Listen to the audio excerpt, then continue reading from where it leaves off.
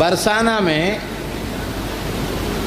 गहुवर one में ब्रह्मचारी जी के कुआं के पास एक संत माता जी रहती थी,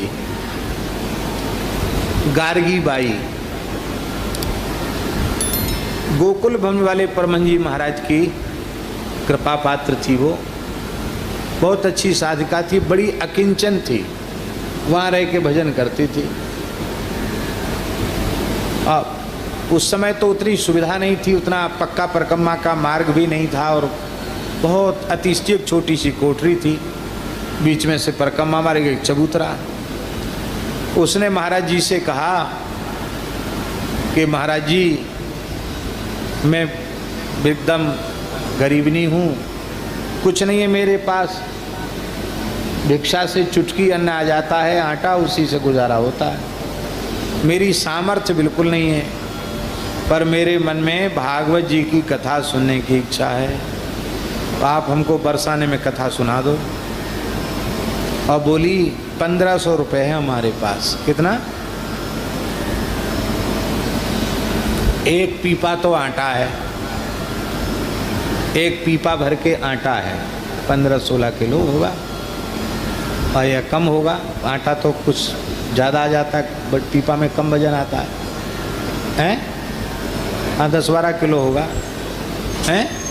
हाँ, एक पीपा आटा तो बोले कोई बात नहीं, और आ जाएगा, और 1500 रुपया है हमारे पास, तो इतने में हो जा। महाराज बोले ये भी नहीं लगेगा, कोई बात नहीं, हो जाएगी कथा, कोई बात नहीं, हो जाएगी,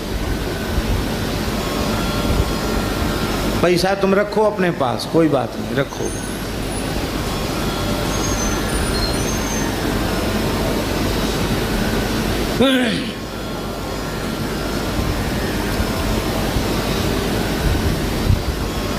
महाराज जी पधारे, हम भी थे साथ में, कथा में छोटे थे।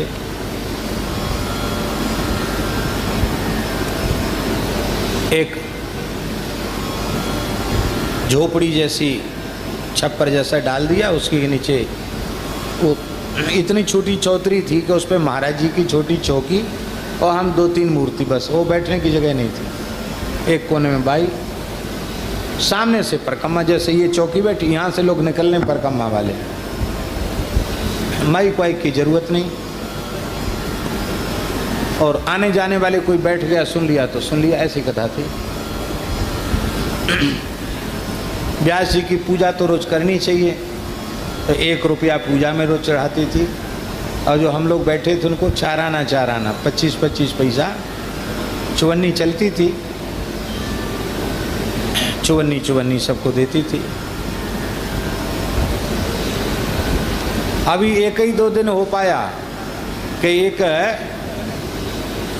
20-22 साल का एक जवान लड़का जैसा था, वो आ गया होगा, वहाँ कुछ काम वाम करता, बोले माता जी हम यहीं रहेंगे, सेवा करेंगे। बोले ठीक है, तो एक पीपा गेहूँ और आ गए, तो बोला महाराज माता जी इनको हम पिसवा लाओ में? बोले हाँ पिसवा लाओ। वो क्या, उस माता जी ने 1500 रुपये उस पीपा में ही रखे थे, वो गेहूँ थोड़ी पिसवाना था उसको, तो पीपा पैसा चाहिए था, वो ले गया। वो 1500 रुपया भी नहीं रहे उसके पास। अब वो रोने लगी, बोले महाराज वो तो गया। महाराज जी बोले बहुत अच्छा हुआ, पैसे का आश्रय समाप्त हो गया, भगवान का आश्रय हो गया, बहुत अच्छा हुआ, बहुत अच्छा। अब कथा कैसे? बोली सब हो जाएगा, कथा भी हो जाएगी, भंडारा भी हो जाएगा, कोई चिंता नहीं करो, शांति से। तुम्हारा मन 1500 रुपये में लगा था, इसलिए भगवान ने बड़ी कृपा की, वो चला गया। अच्छा हुआ, बहुत अच्छा हुआ। और खूब संत आते थे कथा सुनने, नाम जापक संत। 2 समय महाराज जी कथा करते थे। तो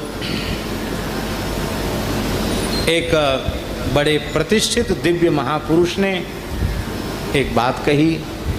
अरे बोले महाराज जी भारतवर्ष की संत परंपरा के ऐसे महान संत हैं, विद्वान संत हैं, अरे बरसाने में कथा ही कहनी थी तो थोड़ा इशारा हो जाता, बढ़िया से बढ़िया पंडाल बन जाता, व्यवस्था हो जाती, भली बाई सुन लेती।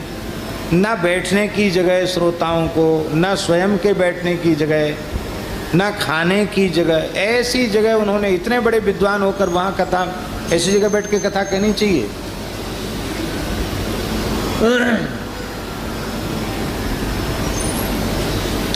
महाराज जी ने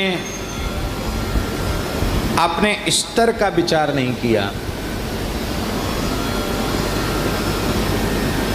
तो कोई महात्मा होंगे भोले भाले राधा वल्लभ दास जी जैसे, उनके सामने बात हुई, भोले भाले महात्माओं के मन में पचती नहीं, वो कह देते हैं। उन्होंने आके महाराज जी से कहा, महाराज जी अमुक महापुरुष आपके लिए कह रहे थे कि बताओ ऐसी गरीबनी भिखारिन के यहाँ कथा कहने चले गए, इतने बड़े महात्मा, भक्तमाल का भाष्य किया, इतने संस्कृत ग्रंथ लिखे, इतने अच्छे विद्वान, ऐसे बैठ गए आके, खाने का भी ठिकाना नहीं, वहाँ बैठ गए आके। महाराज जी ने कहा बहुत विनम्रता से, उन संत से कहा, उन्होंने जो कुछ कहा है अपने विचार से बिल्कुल ठीक कहा है, पर दास का निवेदन ये है कि जिसने अपना कोई स्तर भीतर से स्वीकार कर रखा हो उसका स्तर घटेगा और बढ़ेगा, और जिसने अपना कोई स्तर ही स्वीकार नहीं कर रखा है उसका क्या घटेगा और क्या बढ़ेगा।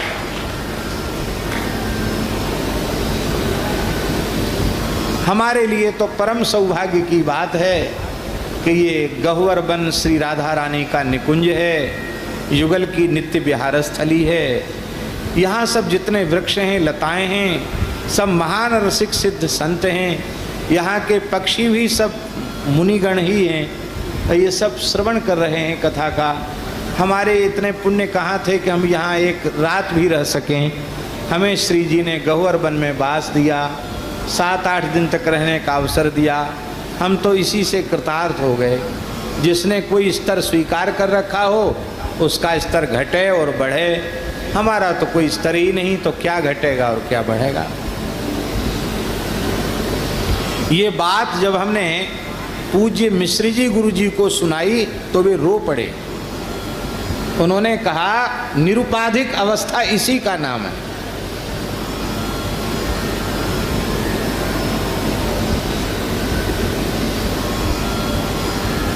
इसी को निरुपाधिक अवस्था कहते हैं। निरुपाधिक परमात्मा है।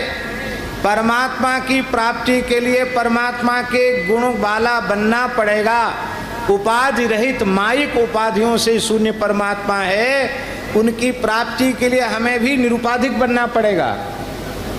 जाति विद्या महत्व रूप यौवन आदि सारे उपाधियों को अहंकारों को त्याग देंगे तब हम निरुपाधिक होंगे, तब हम भगवान की प्राप्ति के योग्य बनेंगे।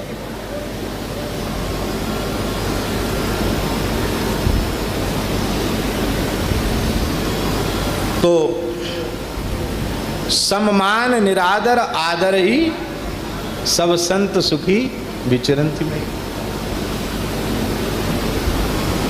कितनी बातें हमें स्मरण में आती हैं, हम क्या क्या कहें।